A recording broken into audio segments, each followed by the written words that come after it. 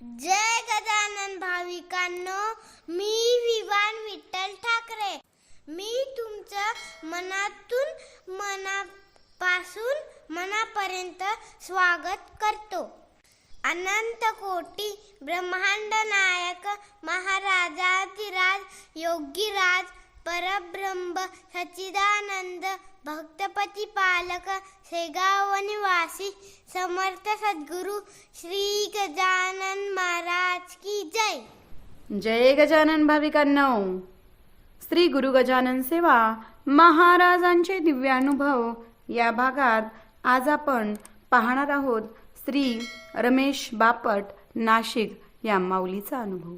अनुभवाचं शब्दांकन आहे श्री रवींद्र जोशी काका नाशिक. अनुभवाचे बोल आहेत एक विलक्षण अनुभव.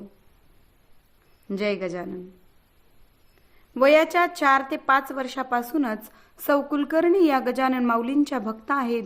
ही घटना जवळजवळ 20 वर्षांपूर्वीची आहे, जेव्हा त्यांचे नुकतंच लग्न झाले होते. लग्नानंतर सौ कुलकर्णींनी नवऱ्यासोबत महाराजांच्या दर्शनाला शेगाव येथे जाण्याकरिता परवानगी देण्यास सासऱ्यांना विनंती केली, जी त्यांनी अगदी मान्यही केली. हे नवजोडपं एका सकाळी शेगाव येथे पोहोचलं आणि तेथील भक्तनिवासमध्ये गेले. नियमानुसार तेथील विश्वस्तांनी सांगितले, एका जोडप्याला एका खोलीत एकत्र राहण्यास परवानगी नाही. त्या नव्या जोडप्याला हा नियम ठाऊक नव्हता. सौ कुलकर्णी आता काय करायचे या चिंतेने व्यथित झाल्या. ते तसेच काउंटर जवळ विचार करीत उभे राहिले. सौ कुलकर्णींनी महाराजांना विनंती केली, या अडचणीतून काहीतरी मार्ग काढा. आणि काही मिनिटातच तेथे एक वयस्कर जोडपे पोहोचले. त्यांनाही एक खोली हवी होती. विश्वस्तांनी तेच नियम यांनाही सांगितले.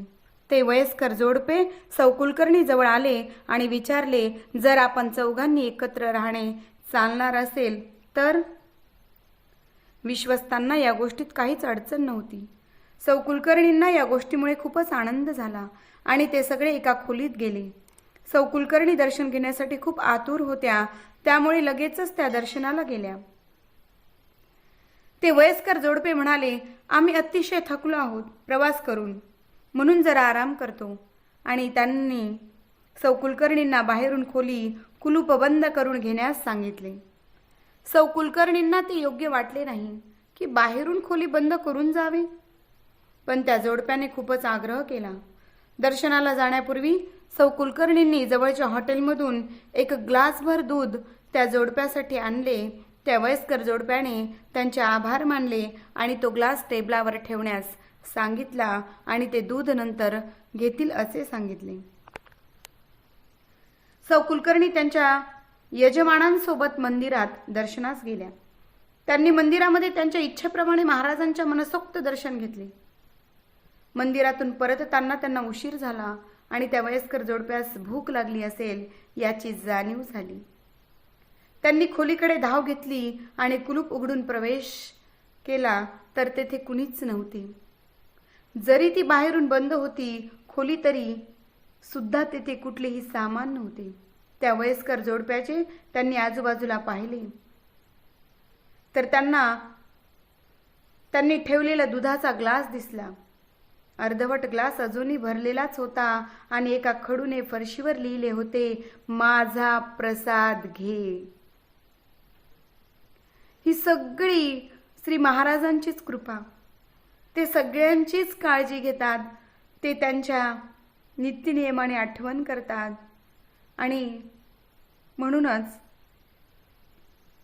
माझी माऊली, माझी सर्वस्व, माझा आधार, माझी गजानन माऊली. संत मृत्यूना टाळीती, निसर्गाप्रमाणे वागती, परिसंकटाते वारिती, अगांतुक असल्यास ते. जय गजानन. धन्यवाद.